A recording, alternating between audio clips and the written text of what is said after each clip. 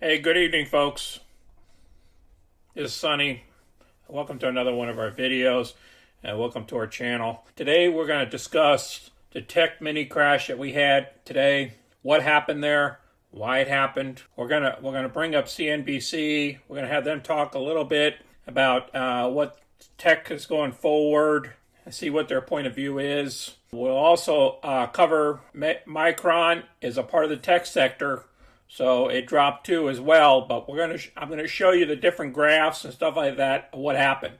So I'm gonna cover this first, and then what we're gonna do is we're gonna go into Micron company, review why I got into the MU trade before the drop, and I'm gonna have to deal with it later on, but it's not a problem. Remember, I do cover calls all the time, so whenever I get into a tech company, I'm doing a covered call. And I'm going to show you guys the live covered call, the trade that we performed today. Okay, now if you guys are new to our channel, please click the money icon to the left of my comments or at the bottom of my video to review the past 75 plus videos. Matter of fact, this is going to be my number 100th video that YouTube was notifying me of. Okay, so we got a lot of videos in the back. All you got to do is click that money clip there, and you can go back all the way from the beginning when we started our channel. Again, click the like buttons and subscribe. Remember, that's for the algorithms, and subscribing means you get future videos that come out. Let's get to work here and find out what happened today after the fact. If I would have known this was going to happen, I probably wouldn't have got into Micron at those prices. Let's get busy. All right, this is the Nasdaq. It dropped. This is after hours and pre-market. So at 6 a.m. it was here, and then it just started. It held steady until 10:02, and then boom, it dropped. For point wise, it was 13,428. Then it dropped down to 13,300. I mean, it started to try to climb back up about 1:40 p.m. and then it dropped again. It couldn't hold. So it went down to 13,219.5. As you can see it, that was pretty much where it was. It dipped a little bit and then it come back after hours. We're looking at about 8:24 p.m. right now, and it popped back up a little bit. So after hours, some of the techs might have went up. Now this affects Apple. This affects Tesla. This affects anything that's in the Nasdaq. You see the futures here. They're trying to come back a little bit, but it's the Nasdaq that dumped on us. The Dow did a little bit, but not as bad. But the Nasdaq, it punished people in Tesla and all those other companies, as well as Micron. Before we get to the CNBC guy, let's get to my Micron chart. Okay, and we also have the 10-year Treasury. We have to watch the 10-year Treasury whenever we deal with tech. Why? Because if the 10-year Treasury goes in a northern direction, tech is going to go in a southern direction.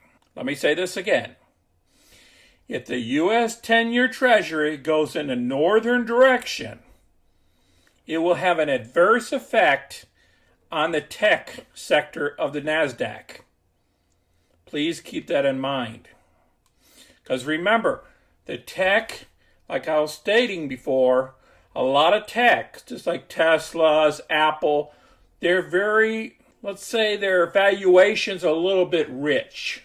Okay, let's put that in that terms. Apple's right now we're over $2 trillion.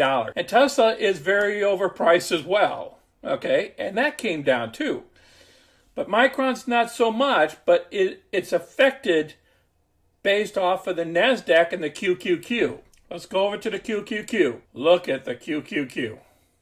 Look at how far it dropped. It dropped almost 2.6% in the day. And even after hours, it's still dropping. You see this here? It was doing okay, and then it kind of like fell off a cliff. After Friday at 11:30 a.m., it started falling off the cliff. And this was Monday, right here, starting off, and then it started coming down, and then it really came down. It's because of that 10-year. That 10-year went up, the Nasdaq and the QQQ went down. And everybody that's in the QQQ, which is MU, Tesla, all your tech stocks, they're all in this QQQ. It's all part of the Nasdaq. You see right here, It all started at 10 a.m. this morning. Around 9:55, it popped up. That should have been a sign at about 10:05 that something was happening, and then it dropped at about 10:35 down to 1.3306. Okay, so that was no threat. People probably said, you know what, that was a good time. Let's see what Micron was doing at 10 o'clock. Look, 10 o'clock right here, 9:45. We were going in a positive direction, and that's when I did my trade. I did a covered call, my first covered call here. I did another one somewhere around here, but you won't see it on today's videos. Right here. And then we fell off a cliff. We started falling off a cliff at 10:15. And that's the same time, around 10:35 right here, boom, 10:40. It started going up. This bond, this 10-year treasury started going up. Kept going up, and it did a big pop at about 250, just before the market closed. I mean, the market closed at 4 p.m. Just before the market closed, it popped up like that. Now, what's happening is people are panicking when this is happening. The QQQ is dropping, everything is dropping. People are panicking, and people are afraid to lose money, so guess what they do? They hit the panic button and sell. Because they're saying, wait a second here, all the tech sector is going to fall. And that's what happened here. It was 3:15 p.m. Now, Micron tried to come back, but there was 677,000 shares dumped at these particular times. These people were scared. And then, boom, some money came in. About $1 million worth of shares traded hands in a 15-minute period. And then 15 minutes before the end of the day, 1.86 million shares came in. It didn't even move the needle that much. It didn't move it. It only moved at 15 cents. Almost 2 million shares traded in a 15-minute period, and only moved us about 15 cents when that happened. 15 to 30 cents. That's nothing. That's what happened to Micron at the end of the day. So let's listen to this fast money guy and see if he has any hope for us. Sectors. And before we get to that, I want to ask you the question we started the show off with, and that is, will rising rates kill the tech rally? It won't kill the tech rally, but it's certainly going to cause what we think probably a little bit more protracted period of underperformance. Look, if you think about it, and you think about the evolution of the economy and the evolution of markets, first thing is that financials outperformance, which we expect to be not a multi-week or several weeks phenomenon, but a multi-quarter phenomenon, is part and parcel of every full bull market that you've seen for the last 50 years. So from that perspective, it's a positive that we have that coming in front of us. But look, the issue here is that we've never, first of all, come from this low a level of yields, absolutely. So it's very difficult to gauge the behavior of these stocks, which are proving to be very sensitive. Ultimately, to us, you're going to get to a point where, again, the valuations start to look more in line in terms of technology, and there'll be a buy because the earnings power long-term is absolutely there. Julian, I'm curious because a lot of other firms out there put out their so-called magic number, the level at which yields will matter to stock investors in terms of valuation. Is that sort of a fool's errand? I mean, you're talking about this as sort of, we've never been here. We've never come off of such a low base before, so we don't really know what the playbook is going to be.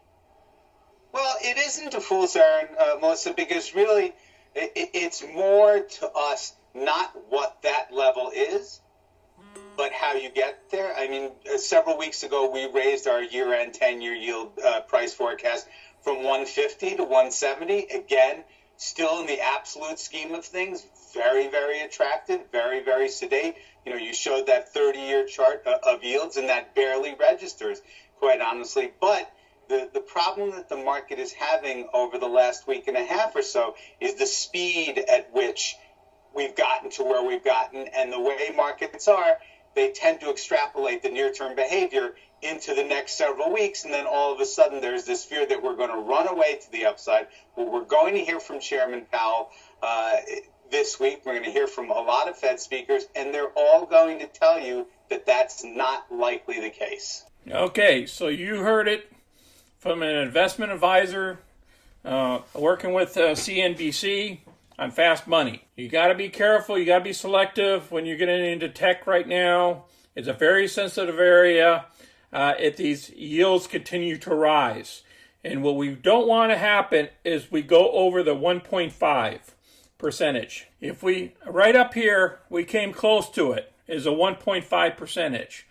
If we go to 1.5, I'm telling you, we're going to get hit with another sell-off. So we have to keep an eye. If you own tech stocks, keep an eye on the U.S. 10-year Treasury. See what's happening there.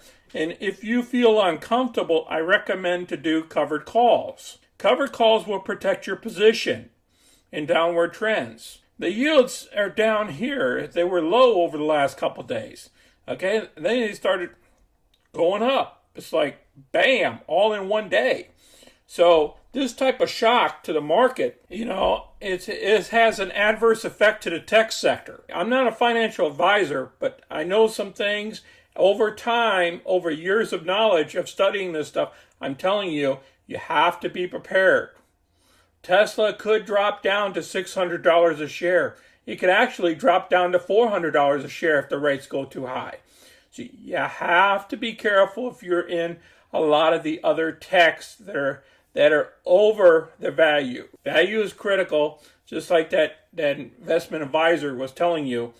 Is valuation is critical when rates go higher. Let's see what the Fed does. Maybe they can slow some of this stuff down.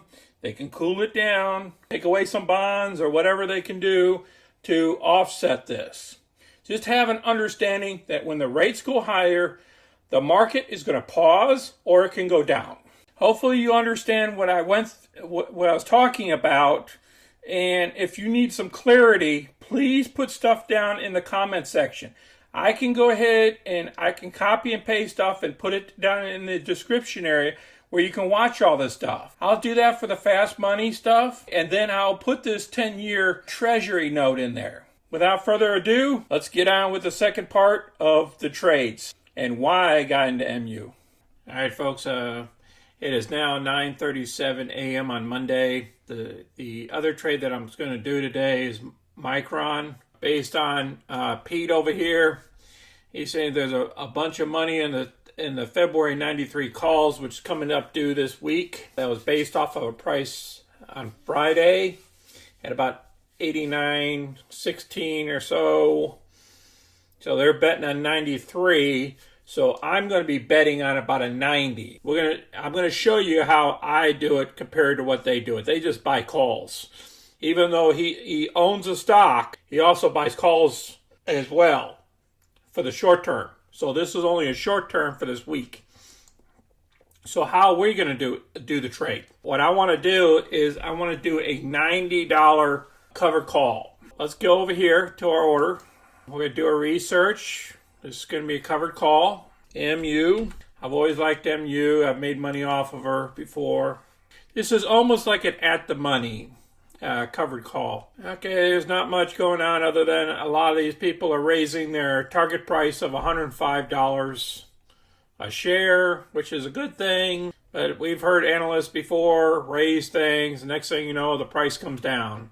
The market's dipped a little bit. We're just going to do the $90 here. So, as you know, we're going to have to do a buy right. We have to buy, let's go with 100 shares. So we'll get one contract and we'll do it for this week. And we said 90. 90 sounds good to me. Call. Now it's going to be a net debt at 91. We collect about $260. Oh, looks like it's been executed. Let's go ahead and see our spreadsheet. We're looking at trying to get $259. If Pete is correct, we'll be able to, it'll go over this $91 mark. So as long as everything pans out, it's okay. Now we might take another position at Z. I only picked up one option, 100 shares, and I only invested about $9,000 there. Appreciate you guys. I try to stay away from tech as much as possible, but sometimes, you just get grabbed in there. So let's see if Pete is correct. Please share our videos with others. Click the like button and subscribe. And if you have any comments, please put them down below.